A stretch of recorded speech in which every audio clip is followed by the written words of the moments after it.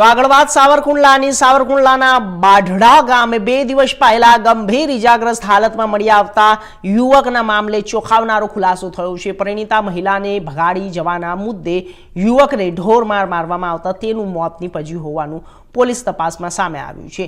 આ કેસમાં યુટ્યુબર યુવક સહિત 3 શખ્સોએ મળીને યુવક પર હુમલો કર્યો હોવાનું સામે આવ્યું છે। પોલીસે તાત્કાલિક કાર્યવાહી હાથ ધરી હતી અને 2 આરોપીઓને ઝડપી પાડ્યા છે, જ્યારે મુખ્ય આરોપી તરીકે સામે આવેલા યુટ્યુબર તરુણ બામભણિયા હાલ ફરાર હોવાનું જાણવા મળ્યું છે।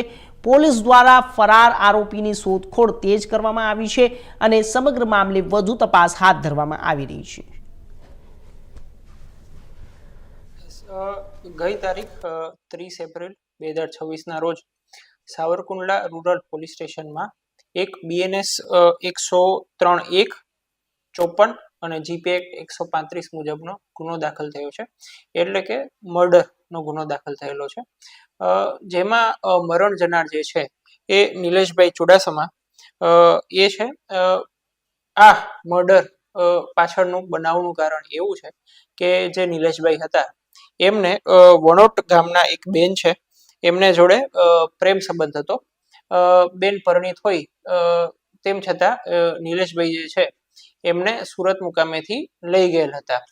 આ બાબતનું પોતાનું મન દુઃખ રાખી અને જે ગુનાના કામના આરોપીઓ છે કે જેમના નામ છે વિજય ઉર્ફે રાકેશ, તરુણ બામભણિયા અને અમિત હળિયા, એમણે નિલેશભાઈને આ બાબતનું મન દુઃખ રાખી ઢોરમાર માર્યો હોવાના લીધે એમનું મૃત્યુ નીપજ્યું છે।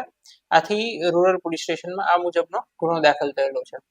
આ ગુનાની તપાસ સાવરકુંડલા રૂરલ પોલીસ સ્ટેશનના PI KL ચૌધરી ચલાવી રહ્યા છે। આ ગુનાના તપાસના કામે જે 2 આરોપીઓ છે વિજય ઉર્ફે રાકેશ અને અમિત હડિયા, જેમની ધરપકડ કરવામાં આવી છે। અન્ય જે આરોપી જે છે નાસ્તા ફરતા, એને પકડવાના ચક્રો ગતિમાન છે અને હાલ તપાસ પ્રગતિ પર છે। આરોપી કોણ છે જે સોશિયલ મીડિયાના વાયરલ વિડીયોમાં બોલે છે? હા, આ બાબતે જે સોશિયલ મીડિયામાં વિડીયો વાયરલ થયેલા છે એમાં જે ભાઈ બોલે છે ધમકી ભર્યા ટોનમાં, એ છે તરુણભાઈ બામભણિયા, જે હાલ ફરાર છે અને એને પકડવાની ગતિવિધિ ચાલુ છે।